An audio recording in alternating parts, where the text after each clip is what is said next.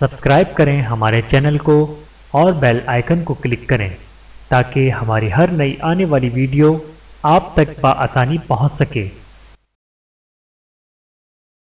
بسم اللہ الرحمن الرحیم۔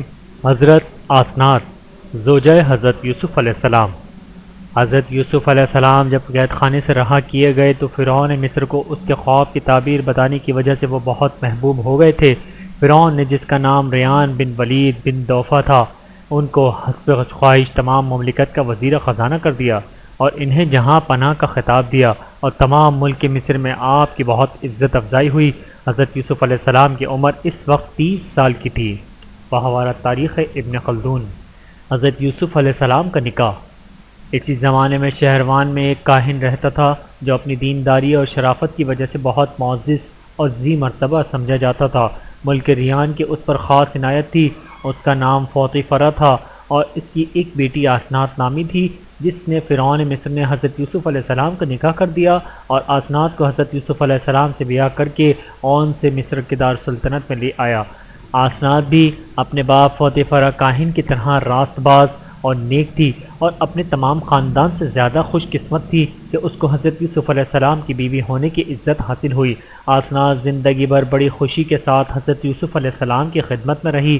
اللہ تعالیٰ نے اس کے بطن سے حضرت یوسف علیہ السلام کو 2 بیٹے بھی دیے اور یہ دونوں صاحبزادے مصر میں کال پڑنے سے پہلے جس کی حضرت یوسف علیہ السلام نے خواب کی تعبیر کے سلسلے میں پیشن گوئی کی تھی پیدا ہوئے تھے۔ حضرت یوسف علیہ السلام نے پہلوٹے بیٹے کا نام منتا رکھا تھا اور جب یہ پیدا ہوا تھا تو نہایت خوشی منائی تھی۔ دوسرے بیٹے کا نام افرایم رکھا تھا اور اب بڑے اطمینان اور خوشی کے ساتھ آسنات کے دونوں بیٹے بھی بڑے خوش قسمت تھے کہ جب حضرت یوسف علیہ السلام کنعان سے اپنے والد کے ملاقات کے لیے گئے تو ان دونوں کو بھی ساتھ لے گئے تھے۔ حضرت یعقوب علیہ السلام نے ان کو بھی برکت کی دعا کی اور اپنی اولاد میں شامل کیا اور حضرت یوسف علیہ السلام سے کہا کہ یہ تیرے دونوں بیٹے افرایم اور منسا جو میرے مصر پہنچنے سے پہلے پیدا ہوئے ہیں یہ میرے ہیں اور روبن اور سمعون کی طرح میرے ہوں گے۔ چنانچہ ان دونوں کے بعد جو اولاد آسنات اور حضرت زلیخا سے حضرت یوسف علیہ السلام کی ہوئی وہ بالکل پردہ گمنامی میں رہیں اور حضرت یعقوب علیہ السلام سے اس کو اپنے سلسلے میں شامل نہیں کیا۔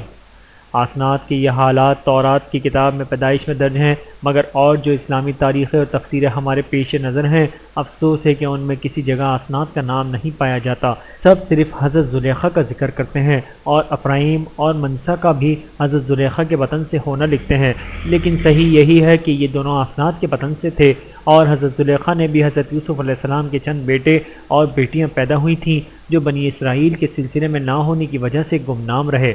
آسنات کے اور کچھ حالات کہیں سے دستیاب نہیں ہوئے۔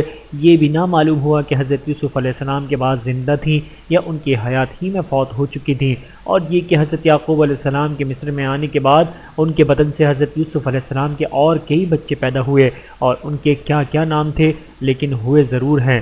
علامہ ابن خلدون لکھتے ہیں کہ حضرت یوسف علیہ السلام کے بہت سے لڑکے تھے اور ان میں سے 2 مشہور ہیں اور انہی کا نام تورات میں بھی آیا ہے، افرایم اور منسا، اور یہ دونوں اسواد میں شمار کیے جاتے ہیں کیونکہ انہوں نے حضرت یعقوب علیہ السلام کا زمانہ پایا اور حضرت یعقوب علیہ السلام نے ان کی اپنی اولادوں میں شمار کیا تھا اور ان کے حق میں دعائیں برکت کی تھی، لیکن مورخ مذکور نے یہ لکھا کہ یہ دونوں آسنات کے بدن سے تھے یا حضرت زلیخا کے بدن سے۔ واللہ عالم بالصواب۔ اللہ تعالیٰ کی ان پر کروڑوں رحمتیں نازل ہوں، آمین ثم آمین۔ ویڈیو دیکھنے کا بہت شکریہ۔ مزید ویڈیوز دیکھنے کے لیے ہمارے چینل کو سبسکرائب کریں۔ اگر ویڈیو پسند آئے تو لائک کریں۔ اچھی بات کو دوسروں تک پہنچانا صدقہ جاریہ ہے۔ جزاکم اللہ خیرا کثیرا۔ اپنا اور اپنے پیاروں کا بہت زیادہ خیال رکھیے گا اور مجھے دعاؤں میں یاد رکھیے گا۔ Take care. اللہ حافظ۔